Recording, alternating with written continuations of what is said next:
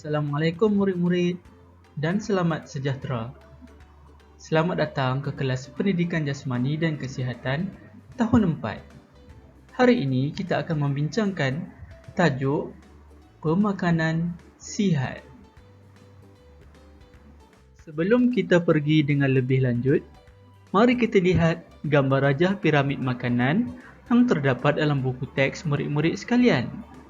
Piramid makanan tersebut merupakan piramid makanan Malaysia yang telah diperkenalkan pada tahun 2010. Walau bagaimanapun, sebuah piramid makanan baru telah diperkenalkan dan piramid makanan ini tidak lagi diguna pakai.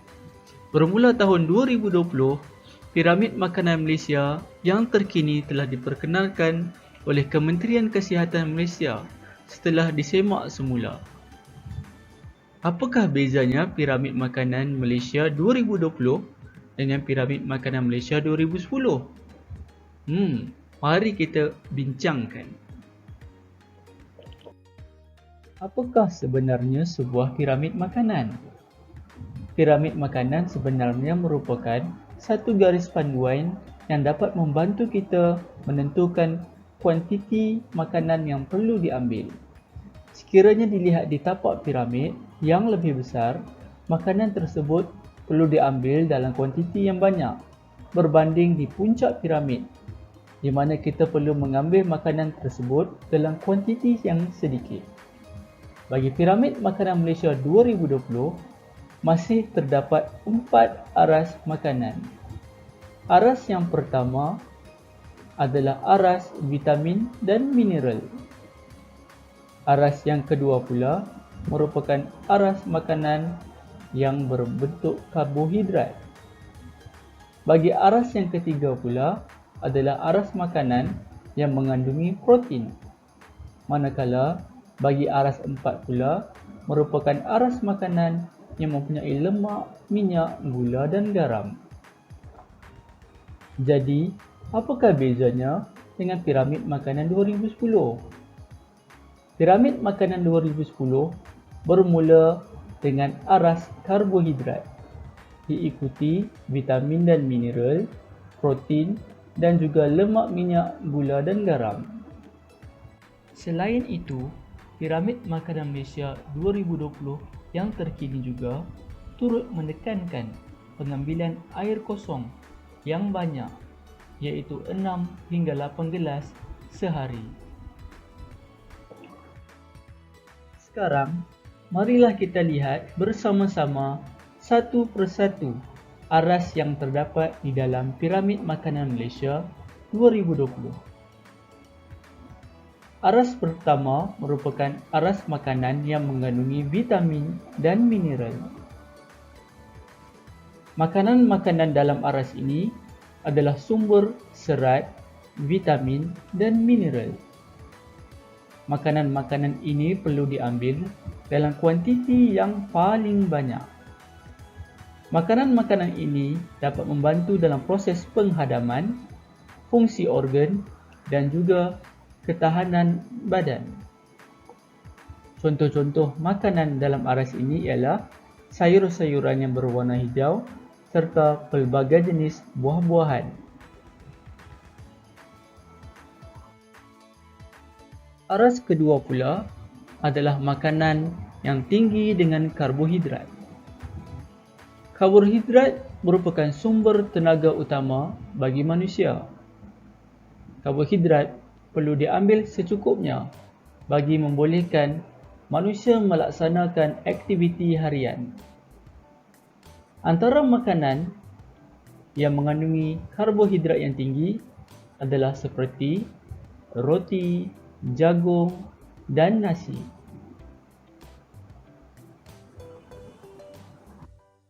Aras ketiga pula ialah aras makanan yang kaya dengan sumber protein. Makanan-makanan ini perlu diambil dalam kuantiti yang sederhana dan sangat penting dalam membantu tumbesaran dan perkembangan tubuh badan.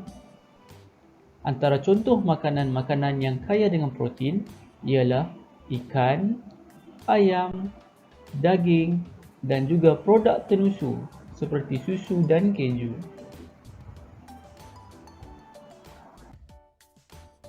Aras yang terakhir iaitu aras keempat merupakan makanan-makanan yang kaya dengan lemak, minyak, gula dan garam. Makanan-makanan ini merupakan sumber tenaga sekunder dan juga membekalkan nutrien. Makanan ini perlu diambil dalam kuantiti yang sedikit.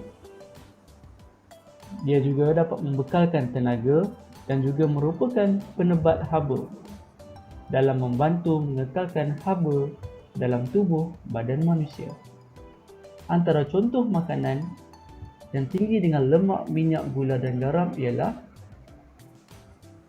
bahan-bahan perasa, minyak masak dan juga garam masakan. Pengambilan lemak, gula dan garam yang berlebihan boleh mengundang pelbagai jenis penyakit seperti obesiti dan diabetes. Mengapakah pemakanan yang sihat itu penting? Dan mengapakah pengambilan kuantiti makanan yang betul itu penting?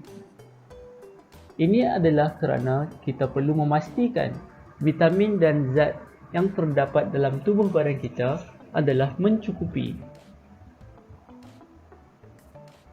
Vitamin dan zat yang mencukupi akan membantu perkembangan mental dan fizikal yang lebih baik, di samping membantu menghindari penyakit.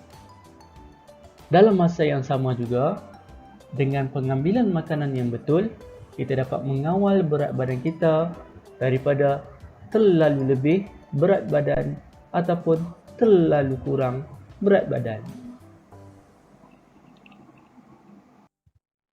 Selain bersukan dan bersenam, pengambilan makanan yang seimbang juga penting dalam mengekalkan kesihatan tubuh badan kita. Amalan Pinggan Sihat Malaysia yang mengamalkan suku-suku separuh bolehlah diamalkan dalam diet seharian kita. Pengambilan separuh pinggan dengan makanan yang kaya dengan vitamin dan garam mineral, suku dari pinggan merupakan makanan yang membekalkan karbohidrat, manakala sebahagian suku lagi adalah makanan-makanan yang berunsur protein. Dengan pengambilan makanan yang seimbang ini, tubuh badan kita akan dapat menerima zat dan nutrisi yang mencukupi.